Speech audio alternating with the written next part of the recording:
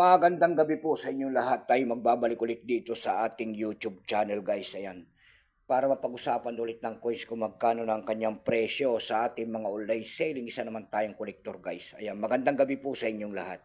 Ang pag-usapan natin guys ay pera po ng United Kingdom. Ayan. Year 2000 po. Ayan o. United Kingdom coins 50 pence kung tawagin nila ng bansang United Kingdom. Ayan. Year 2000. Ayan. Year 1850 hanggang year 2000. Ayan. Commemorative coins pala ito guys. Ayan. Commemorative type. Ayan. Tignan natin ang kanyang bintahan nito. Ayan. Pero bago tayo magpapasalamat muna sa lahat na masugid na tagapagsubaybay dito sa aking YouTube channel guys. Ayan, thank you so much sa mga aking mga subscriber dyan at magandang gabi. Maraming salamat din po sa mga masugid na tagapagsubaybay ko rin dyan sa aking FB page. Ayan, lahat po na nakapalo sa aking FB page, thank you so much at magandang gabi. Yun naman po hindi pa po nakapag-subscribe dito sa aking YouTube channel. Ang yayaan ko lang sana kahit malaking tulong na po ubagay ang inyong magagawa tulad ng pagpindot ng ating subscribe button, like and share. Para ma-update ko naman kayo sa mga bago ko pang ilalabas na video about coins guys. Ayan ang ating pag-uusapan po. Commemorative type po ng bansang United Kingdom. Ayan.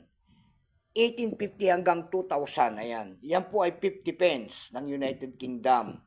Kung ano materialis ang ginamit sa barya na yan ay copper, nickel. May bigat lamang itong 8 grams. May haba itong 27.3 mm. May kapal po naman itong 1.78 mm. Orientation yan ay medal alignment. Ayan. Heptagonal. Ayan. Heptagonal pala yan. 7-sided. Number NDAS3907. Reference number KM-1004. Tatlong variety po kasi ang binalabas nito.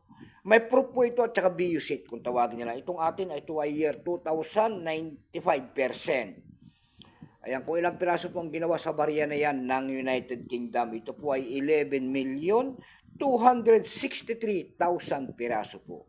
May price appraisal price dayan dyan sa ating numista. Binigyan na po ng presyo yan. Yung kanyang verify po ay piniresyon na nila ng 62 pesos. Yung kanyang extra pay naman po ay nagkakahalaga yan ng 71. Yung kanyang almost uncirculated ay 94. Uncirculated po ay nagbigyan nila ng presyo ng 150 pesos.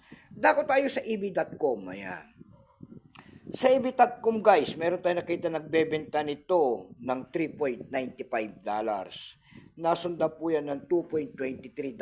Yung pinakamababa po ay $1.50 na. Dako naman tayo sa Carousel PH. Sa Carousel PH naman po, meron tayo nakita nagbebenta nito ng 50 pesos. Nasundan po yan ng pinakamataas na 100 pesos. Ayan lamang po ang aking may babaging kanyang presyo. Keep po sa inyo lahat in God bless.